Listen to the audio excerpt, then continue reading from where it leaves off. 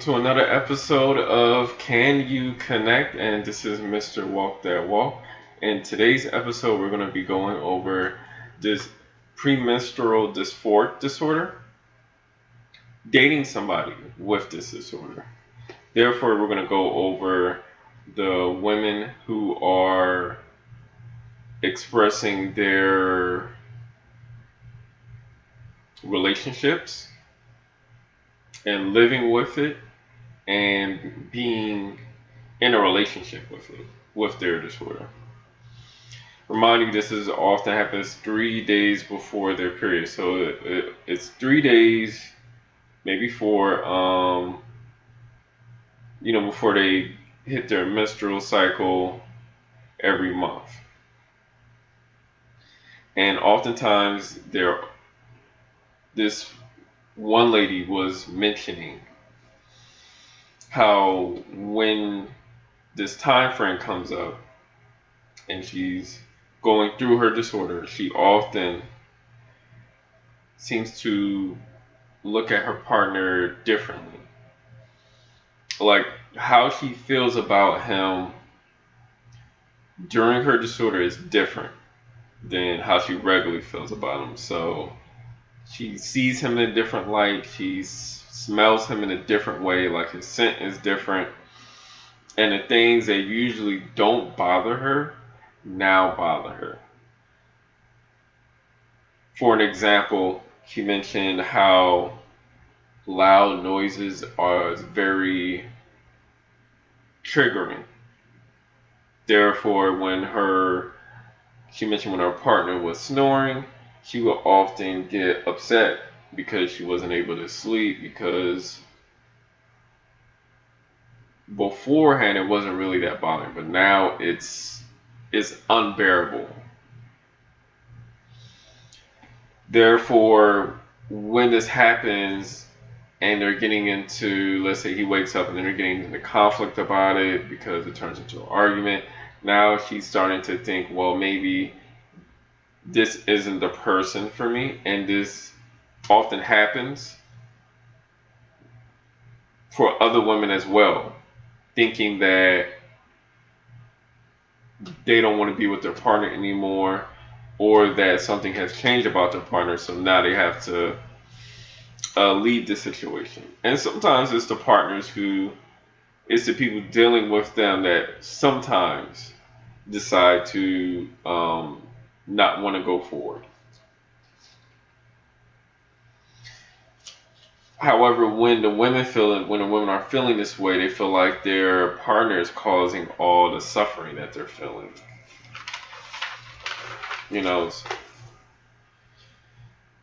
Therefore, this is going to be impacting the relationship and communication as well. Because sometimes they don't really want to bring up that they're getting triggered because she doesn't want to cause more problems, is what she's mentioned in the video. And since she's not communicating, then that causes her to, let's say, lash out at her partner, because it's a buildup.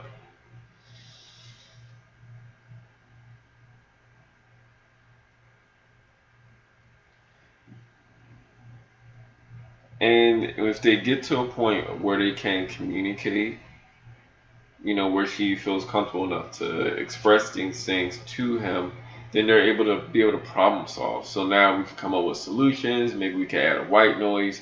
Maybe, worst come to worst, people sleep in different rooms. It's only 3 days that this happens. Every month, 3 or 4 days. So there's things that they could work around if they're able to communicate that to each other beforehand, and if she's able to tell him what's going on. And if she could do that, and if the partner could work on not being offended by her lashing out at him at times, hopefully it could they could get through it, because at times, sometimes the other person could be a hothead as well. and she has to think about ways she wants her partner to help her, to make things easier for her. However, if they don't get to that point, then she may often feel, let's say, hopeless about coming to a solution because they're always arguing every month about, the same thing that's causing them problems. And then that's often going to bring up bitterness, or maybe she'll withdraw or shut down. And then, that often leads to maybe the relationship potentially ending.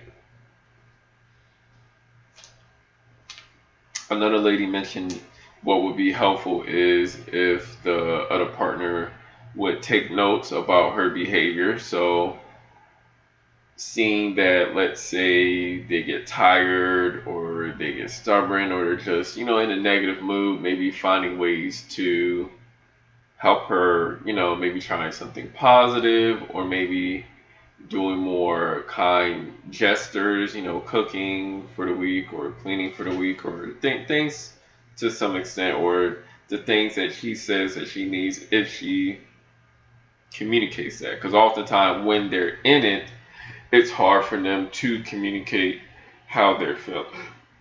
How they're feeling. And oftentimes it gets severe because oftentimes they're feeling a lot, and sometimes it could be devastating for them.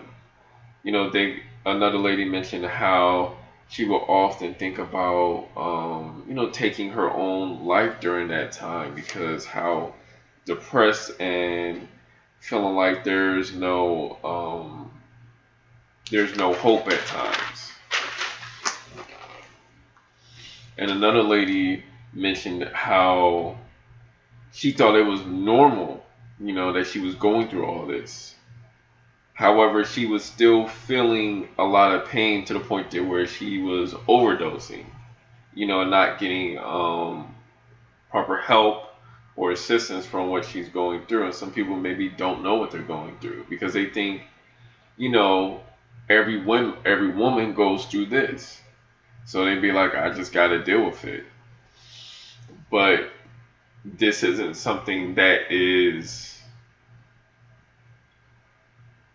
a normal thing, and they can get assistance for it. Now, do a lot of women have this? Yes. But there is certain resources, and her resource was getting her uterus removed. So hopefully, but she wasn't able to have kids. So if somebody wanted to have kids, then maybe having kids beforehand, if possible. Because, sometimes pregnancy could be hard too, because that brings up heightened emotions as well. However, maybe it would be different because maybe she wouldn't have her menstrual cycle. So, I'm not sure. But she said once her uterus was removed, she felt better. She could deal with all her emotions. It wasn't as chaotic. It wasn't as harmful to where she stopped overdosing. She stopped self-harming.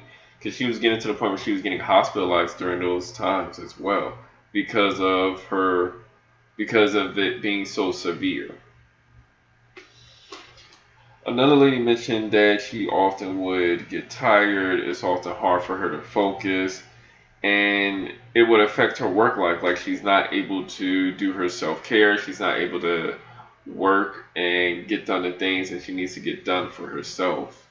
So imagine if you're not able to get done all these things for yourself, how are you going to be able to put any energy into a relationship? And in times she mentioned that she would always get headaches, she would feel depressed, and often self-critical of herself. But she mentioned that, and those self-critical moments brought her to the point of having, let's say, ideations about self-harming or taking her life. So this is almost about, I think through the videos, it's almost about like 3 or 2 women that's mentioned that. So these are things to really keep in mind. However, she mentioned that what's been helpful for her is exercising, getting fresh air, getting sunlight. Those things have been helpful for her. And when somebody is, let's say, and these are all women that have been partnered or been in relationships, or, they're talking about those experiences, but also what they're going through with the disorder.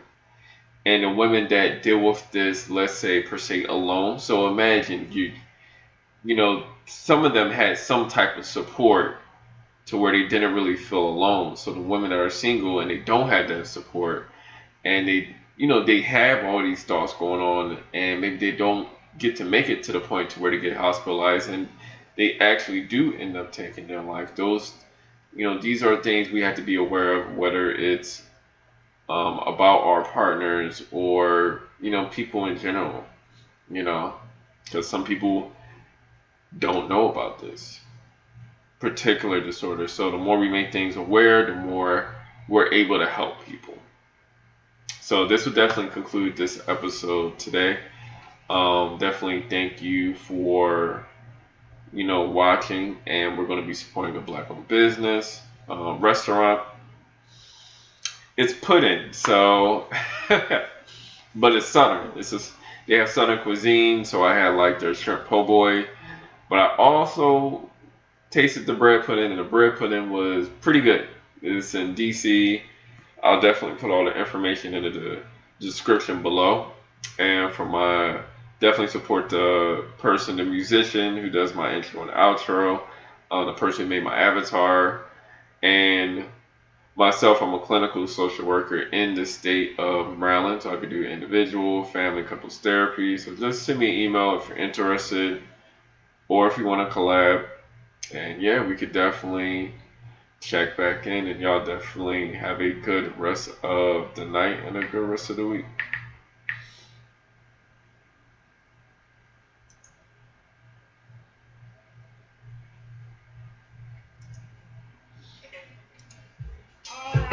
Our lives are filled with drama. Our homes,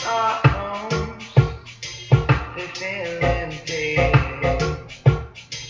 Our dreams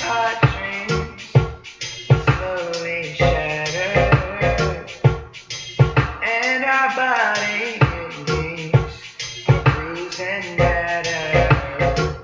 What does it take to become a legend?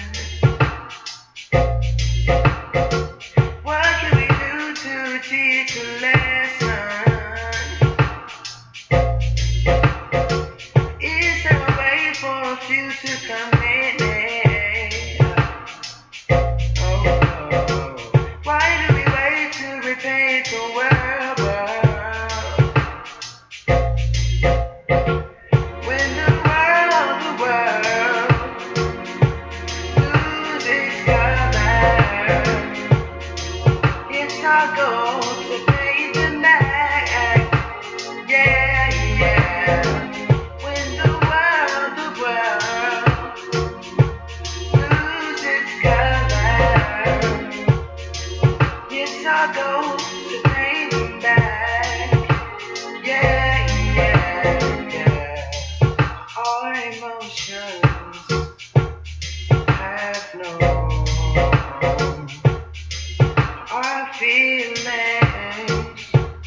have no home.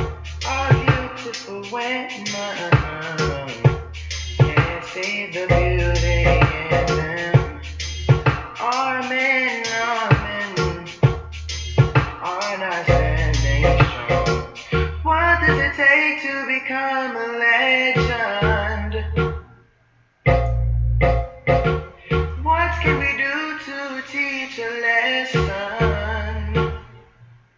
Whoa, is there a way for a future commitment? Why do we wait to repaint the world?